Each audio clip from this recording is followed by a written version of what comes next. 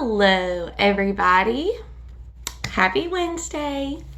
We have made it to the middle of the week, and I am super proud of us. Super proud of you guys. You know, it's an accomplishment every time you make it through a week, because every week comes with lots of things that you have to do. It makes us tired because we have to get up early in the mornings, and that's just the way life is. But I am very proud of you guys because you guys have done a great job this week. I have with me something. Y'all seen this movie? It is a super cute movie. I love Wreck-It Ralph. I just love movies in general. And I love watching television. But the reason that I brought it with me, and the reason I brought this up, is because I struggle with watching television. I struggle with watching movies, and here's how. This is a great movie. There's nothing wrong with it. It's not ugly. It's not inappropriate. It's a great movie. But I watch a lot of movies and a lot of TV. And it's just one of the ways that I like to relax. And there's nothing wrong with that. But sometimes I watch so much TV and so many movies that I don't make time to study my Bible. I don't make time to put God first. What I do when I come home from Just Lead, I cook dinner sometimes I don't. But the rest of the night, I just like to sit on my couch and watch television. And that's fine. But what I need to do is I always need to make sure that before I go to bed, that I'm reading my Bible. Because in the morning, I just cannot get up early enough to read my Bible before it's time for Just Lead. So before I go to bed at night, I need to make time to read my Bible. And sometimes this gets in the way. Television and movies get in the way of my time with God. Well, so I tell that to tell you that that's one of my temptations. Too much TV and movies is a temptation of mine because I love to do it. There's nothing wrong with watching television or movies, but when you do too much of it and you don't make time for God, it's not okay.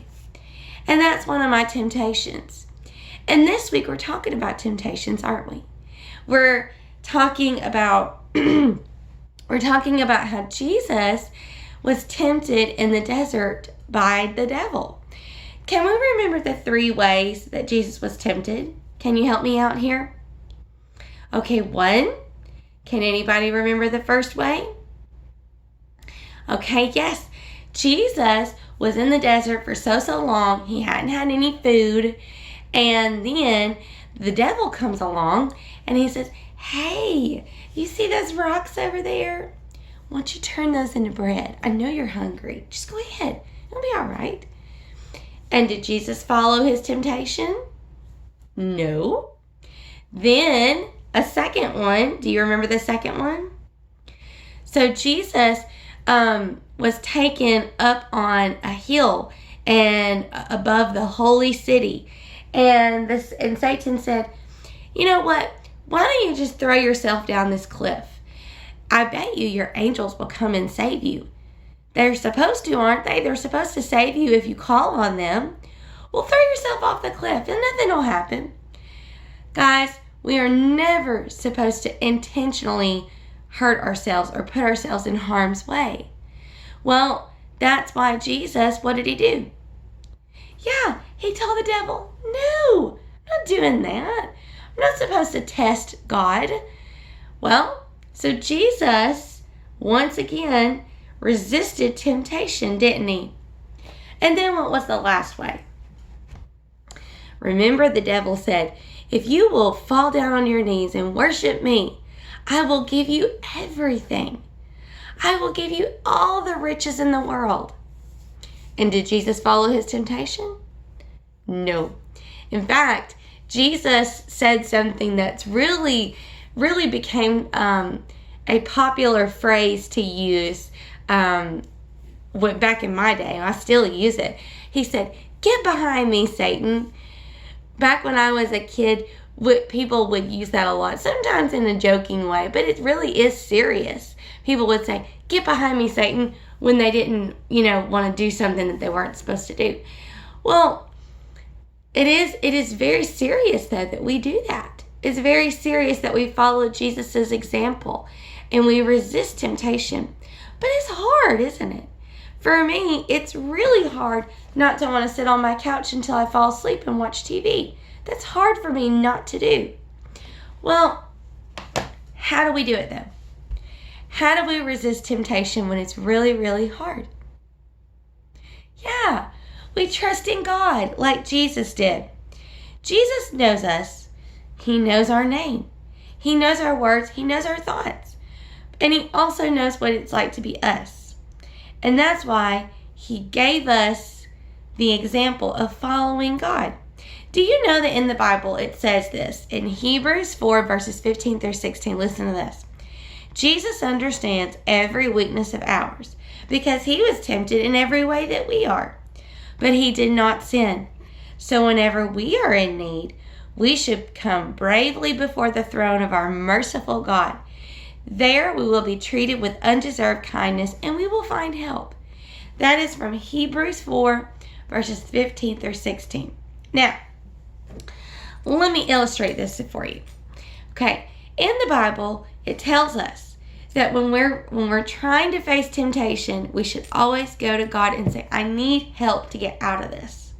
I need help to get away from temptation." And God will help you. In the Bible, it actually says that God will always provide a way out. Watch this. I have with me this little jar, and it's the top of it is not very big, and I've got some pennies in it, and I want to get these pennies out, but I can't get my fingers down there. Oh man, it just feels like these pennies are stuck. I can't get them out. But watch. What if I do this though? They came right out, didn't they? Well, think of us as the penny, okay? We're trying to get out. We're trying to get out of this jar and we can't. But then God provides a way out. God is always going to give you a way out. Can I tell you a story?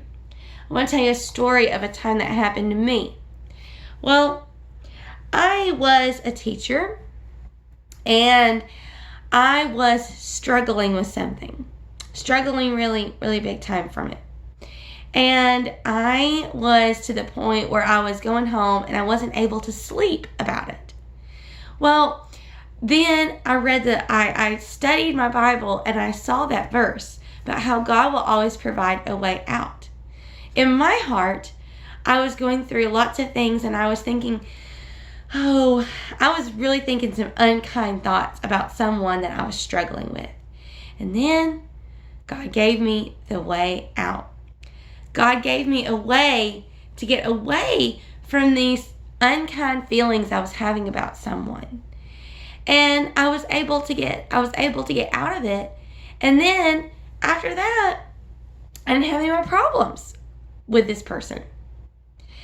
And so guys, now when I'm facing temptation and I'm facing hard times in my life, I really think about that verse. I really think about how God is going to get me out of this. I just have to ask him. I have to pray about it. And he will. And so you can trust him too. You can always trust him and know that he's going to get you out of something. Okay? Now, what I want us to do is I want us to go on to our memory verse today as we remember that God is going to get us out of temptation. All we have to do is ask him. Okay, this is our memory verse this week. I want to hear all of you. Group 1 did an excellent job yesterday, and I want to hear you guys as well. Here we go. Okay, 1, 2, 3. Lord, you have seen what is in my heart. You know all about me. Psalm 139, verse 1. Oh, let's do it again. Okay, I want to hear everybody. Come on, guys. Help me out. Here we go. Lord, You have seen what is in my heart. You know all about me. Psalm 139, verse 1. Great job. All right, guys. We're going to sing a new song today. Oh, I'm so excited about this. Okay. We have learned a lot of songs this year, haven't we? Okay. And I want us to get to the point where we're still learning new songs, but we get to repeat some of the songs that we sang in our past, okay? So today I want us to learn a song called Blue Skies and Rainbows. This is a song that is super popular, and kids like to sing it all the time. But I don't know if a lot of you know it, so I want to teach it to you, okay? So I'm going to teach you the first part today, and then we'll learn the next part tomorrow. Okay, so the first part goes like this. Now the thing is, there's no motions. It's kind of a song that you just sing, but it's such a pretty and sweet song that I think you guys are really going to like it. Okay, it goes like this. Blue skies and rainbows and sunbeams from heaven are what I can see when my Lord is living in me. Okay, so I'm going to say the words and you repeat after me. Okay, here it goes. Blue skies and rainbows. Blue skies and rainbows. And sunbeams from heaven. And sunbeams from heaven are what I can see. Are what I can see when my Lord is living in me. When my Lord is living in me. Very good. Okay, can you try to sing it with me? Try to sing it with me. Here we go. Blue skies and rainbows and sunbeams from heaven are what I can see when my Lord is living in me. Very good. All right, can we try it one more time? And then we'll do the rules when we're done for the day. One more time. 1, 2, 3. Blue skies and rainbows and sunbeams from heaven are what I can see when my Lord is living in me. All right, excellent job. Now, we'll learn some more about that tomorrow.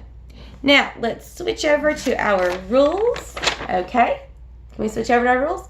And what we're going to do, because we've not really had much time to say them this week, we're just going to go down the line, okay? In order. All right, here we go. Number 1, listen and follow directions the first time. Number 2, raise your hand and don't blurt out. 3, respect others with your words and don't use foul language. 4, keep hands and feet to yourself. 5, no cell phones, electronics, or toys in program. 6, respect the property. 7, no illegal drugs and no weapons. Number 8, remain seated facing the front and quiet on all buses and vans. Number 9, no kicking balls in the gym unless it's a dodgeball. 10, stay out of the ice machine. 11, hang up all backpacks and coats. 12, remain seated while eating snack. 13, delayed obedience is disobedience. And the last one, number 14, keep your shoes on your feet at all times. All right, guys, very good.